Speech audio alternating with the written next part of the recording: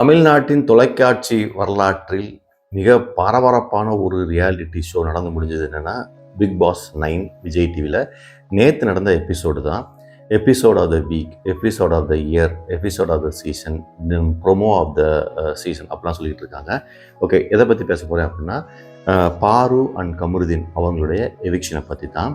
So ஏன் அவங்க 2 பேரும் எவிக்ட் பண்ணப்பட்டாங்க, ஏன் இவ்வளோ பரபரப்பு அப்படிங்கிறத பற்றி குயிக்காக சொல்லிவிட்டு அதற்கு அவங்க இம்பேக்ட் என்ன, அந்த ரெட் கார்டு கொடுத்ததுனால என்ன இம்பேக்ட்டு, அப்புறம் சாண்ட்ராங்கிறவங்களுடைய பேனிக் அட்டாக் இருந்தது, அதுக்குடைய பேக்ரவுண்ட் என்ன, அப்புறம் இவங்க எந்த லெவலுக்கு நெக்ஸ்ட் லெவல் எடுத்து போகிறாங்க அந்த ப்ரோக்ராமை, இதை பற்றி பேச போகிறோம். ஸோ திடீர்னு பார்த்தீங்க அப்படின்னா நிறைய பேர் பேச ஆரம்பிச்சாங்க. ஐயோ என்னாச்சு, நான் டிவி ஆஃப் பண்ணிட்டேன், ஒரே படபடப்பாக இருக்குது அப்படின்னு சொல்லிட்டு இருந்தாங்க. என்னன்னு விசாரித்தா இந்த ப்ரோக்ராமில் விஜே பாரு அப்படிங்கிறவங்களும் கமருதீன் அவர்களும் கிட்டத்தட்ட ஒரு காதலர் மாதிரி இந்த ஷோ நடந்துகிட்டே வந்தாங்க. கிட்டத்தட்ட பார்த்திங்கன்னா இந்த வீக் கிட்ட 90 டேஸ் அவங்க கிராஸ் பண்ணிட்டாங்க. ஆல்மோஸ்ட் வின்னிங் டாப் 5 வந்துருவாங்கிற மாதிரி தான் இருந்தது. நேற்று, அதாவது 2 நாளைக்கு முன்னாடி நடந்த ஒரு டிக்கெட் டு ஃபினாலே டாஸ்கில் அக்ரெசிவ்னஸ் காட்ட ஆரம்பிச்சிட்டாங்க. ஒரு இந்த கில்லிங் காயின்னா கில்லர் காயின், அது ஒரு காயின் கேம் பார்த்தீங்கன்னா 2 பேரும் அடித்து பிடிச்சி விளாண்டுட்டு இருந்தாங்க. அதுக்கு அடுத்த கேம் கார் கேம்.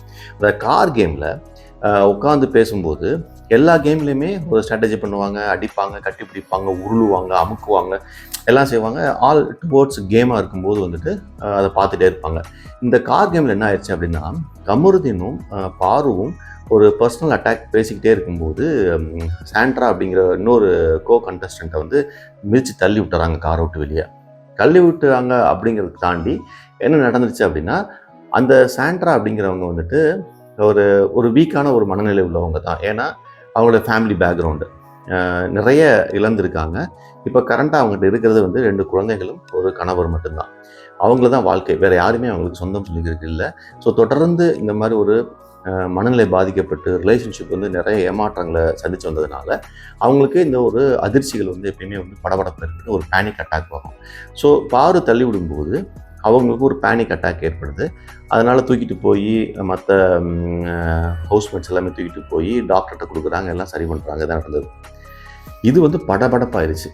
சரி, ஓகே, அந்த மொமெண்ட்டில் அவங்க தன்னை இழந்து பாருவும் கமருதீனும் இதை பண்ணிட்டாங்க அப்படின்னு சொல்லிட்டா அதற்கு பிறகு ஒரு நாள் இருக்குது இந்த ஷோ வர்றதுக்கு. அப்போ ஒவ்வொரு சூழ்நிலையிலையுமே 2 பேருமே தனித்தனியே பேசிக்கிட்டு தன்னைத்தானே சமாதானப்படுத்திக்கிட்டே வராங்க. ஒரு கட்டத்தில் கன்ஃபெஷனே கொடுக்குறாங்க. பாரு இது கேமுக்காக பண்ணதில்லை, அந்த மாதிரி இல்லை, அவங்க என்ன பேசினதுக்காக நாங்கள் எதிர்வினை ஆட்டிட்டோம் அப்படின்னு சொல்கிறாங்க. Which shows that it's very clear personal attack related.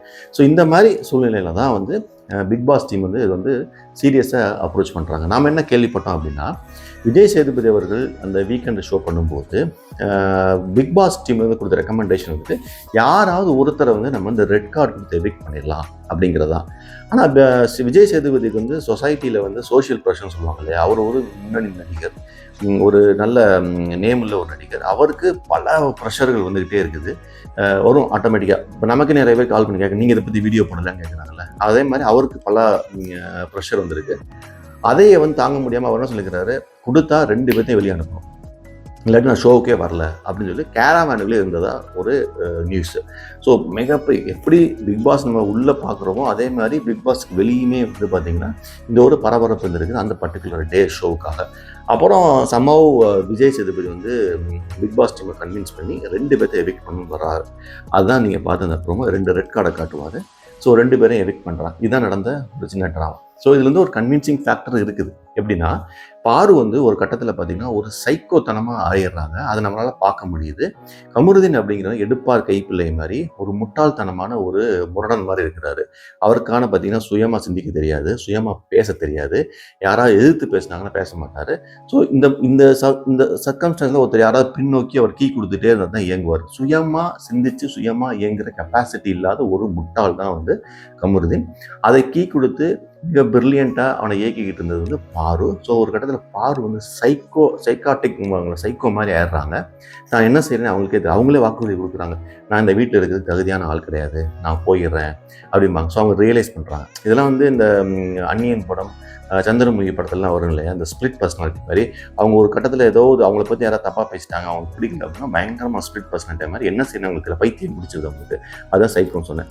So இந்த மாதிரி ஒரு கேரக்டரைசேஷன் வரும்போது இதை கேமை தாண்டி ஒரு ரொம்ப சீரியஸாகவும் ஒரு கட்டத்தில் வந்து கோ கண்டஸ்டன்ஸ் எல்லாமே இவங்க பேசுறதுக்கு பயப்படுறாங்க, பழகிறதுக்கு பயப்படுறாங்க. ஸோ சாண்ட்ராக்கு என்ன ஆயிடுச்சு அப்படின்னா இந்த கேம் முடிச்சு வெளியே வரும்போது நார்மல் லிவிங்கில் போய் பார்க்கும்போது அவங்கள பார்த்தாலே படபடப்பாகிறாங்க. பாத்ரூம் போயிட்டு வெளியே வரும்போது யாராவது இருக்காங்களா, பாரு வந்துட்டாலும் ஒரு பயம். இது வந்து இந்த பேனிக் அட்டாக்கினுடைய ஒரு சைடு எஃபெக்ட்ஸ். அப்புறம் அவங்க வந்து கேமரா முன்னாடி வந்து தன் குழந்தைங்களுக்கு வந்து வாக்குறுதி அதை சொல்கிறது நான் நல்லா இருக்கேன் அப்படின்னு சொல்கிறதுலாம் ரொம்ப எமோஷனல் ட்ராமா மாதிரி போயிடுச்சு. ரியாலிட்டி ஷோங்கிறத தாண்டி ஒரு மிகப்பெரிய எமோஷனல் கண்டென்ட் கிடச்சிருச்சு. ஸோ பிக் பாஸ் 9 வந்து இனிஷியலாக பார்த்தீங்கன்னா கண்டஸ்டன்ட்லாம் அவ்வளோ பெரிய ஸ்ட்ராங் கிடையாது, பெரிய லெவலில் ரீச் இல்லாமல் இருந்தது.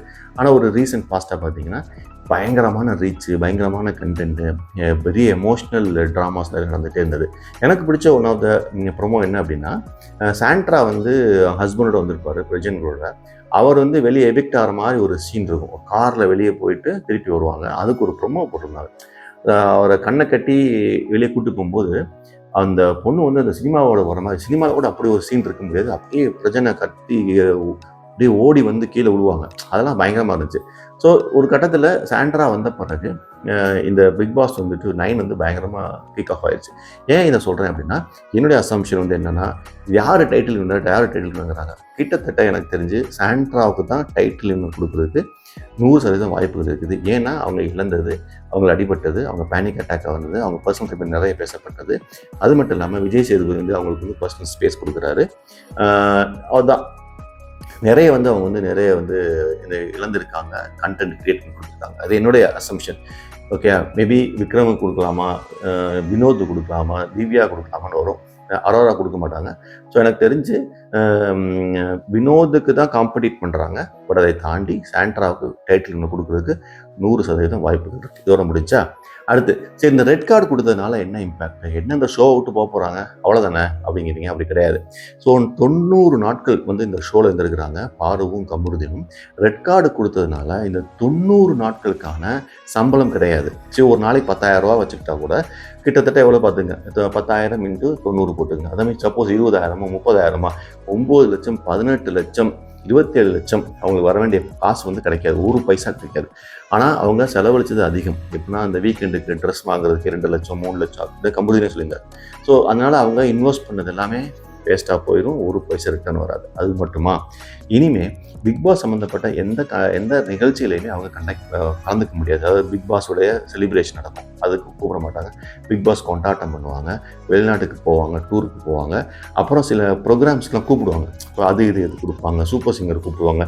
இந்த மாதிரி ரெட் கார்டு கொடுக்கப்பட்ட கண்டஸ்டண்ட்டை எந்த ஒரு நிகழ்ச்சிக்கும் அழைப்பு விடவே மாட்டாங்க, இன்டர்னலாகவும் எக்ஸ்டர்னலாகவும். இது வந்து ஒரு மிகப்பெரிய பாதிப்பு. பட் இவங்கெல்லாம் வந்து டிவிலையோ சோஷியல் மீடியாவில் இருக்காங்க. இப்போ டிவியில் சீரியல் நடிக்கிறது கமருதீனுக்கு பாதிப்பு வருமா வராதாங்கிறது தெரியல எனக்கு. மேபி நெகட்டிவ் ரோல்ஸ் வரலாம், இனிமேல் ஒரு கதாநாயகன் நடிக்க முடியாது, இந்த மாதிரி நிறைய இம்பேக்ட்ஸ் இருக்குது. ஸோ கமருதீனுக்கு தான் இதில் மிகப்பெரிய இழப்பு. ஏன் அப்படின்னா அவர் வந்து மெயின் ஸ்ட்ரீம் டெலிவிஷனில் இருக்கிறாரு, பாரு வந்து யூடியூபர் தான், அவங்களுக்கு ஒன்றும் கிடையாது, யாரும் எதையும் கண்ட்ரோல் பண்ண தேவையே கிடையாது. ஸோ இவருக்கு தான் வந்து அந்த பாதிப்பு. ஸோ இந்த ஆஸ்பெக்ட்ஸ் வந்து நடக்க போகுது. அப்புறம் car game. So car game அப்படிங்கிறது என்னென்னா, நீங்கள் சீசன் 1 பார்த்தீங்களான்னு தெரியல, நான் பார்த்துருக்கேன். அதில் நிறைய பேர், ஹரிஷ் கல்யாண், ஸ்னேகன், இந்த ஒரு பொண்ணு பேர் தேஜாவா, அவங்க பேர் வந்து பூஜா, இல்லை ஏதோ ஒரு பேர், அவங்க பேர், நிறைய பேர் இருப்பாங்க. அவங்க எப்படின்னா அந்த கார் கேம் வந்து எவ்வளோ ப்ரொலாங் பண்ணலாம் 14 ஹவர்ஸ் 15 ஹவர்ஸ் 16 ஹவர்ஸ் 20 ஹவர்ஸ். அதில் என்ன கேம்னா, சண்டை போடுறது கிடையாது, உள்ளே வந்து ஒருத்தர் கன்வின்ஸ் பண்ணணும், ஒருத்தவங்களை வந்து நீங்கள் ஸ்ட்ராட்டஜி பண்ணி வெளியே அனுப்பணும். ஆனால் அவங்களுக்கு முடியாமல் தூக்கம் வந்துடும், கண் அசந்தாலே வந்து அவுட்டு. அப்புறம் வந்துட்டு கொஞ்சம் நேரம் என்ன ஆகுனா அவர் ரெஸ்ட் ரூம் போகிற மாதிரி ஒரு சூழ்நிலை வரும். ஸோ வெளியே காலத்தை வச்சா போயிடுவாங்க. ஸோ இந்த மாதிரி தான் ஒரு சூழ்நிலை வெளியே போக முடியும். அப்புறம் வந்து இடையில நிறைய பாட்டுகள் பாடுவது, ஜோக் செய்வது, உட்கார முடியாது, உள்ளே நிற்பாங்க, எந்திரிச்சு நிற்பாங்க. ஸோ இந்த மாதிரி நிறைய ஆஸ்பெக்ட்ஸ் வச்சு தான் பண்ணியிருப்பாங்க. ஆனால் இந்த தடவை வந்து இந்த கார் கேமை கண்ணா அப்படின்னா வந்து கெடுத்து விட்டாங்க. பட் ஆனால் விஜய் டிவிக்கு பிக் பாஸ் 9க்கு மிகப்பெரிய பூஸ்ட் ஆயிடுச்சு இந்த பர்டிகுலர் ஈவெண்ட்டு, பிகாஸ் ஆஃப் பாரு அண்ட் கமருதீன். அதுக்கு வந்து விஜய் டிவி வந்து அவங்க வந்து தேங்க் தான் பண்ணணும். சரியா? ஸோ ஓவராலாக இதான் நடந்தது. இன்றைக்கி நடக்க போது பார்ப்போம். ஸோ இது என்டையர் நம்ம ஊரில் பல பிரச்சனைகள், ரைட்டாக ஏகப்பட்ட இடத்துல குண்டு போடுறாங்க, மக்களை வந்து ஏமாத்துறாங்க, எல்லாம் இருக்காங்க. ஆனால் நம்ம மக்கள் வந்து இந்த என்டர்டெயின்மெண்ட், ரியாலிட்டி என்டர்டெயின்மெண்ட்டை எவ்வளோ க்ளோஸாகவும் எவ்வளோ பர்சனலாகவும் பார்க்குறாங்க. இதனால் எல்லாருமே இதை போய் வந்து அப்டேட்ஸ் கேட்குறது, இதை பற்றி விவாதிக்கிறது அதிகமாக இருக்குது. அதை பற்றி நம்ம சொல்கிறதுக்கு ஒன்றுமே இல்லை. தேங்க்யூ.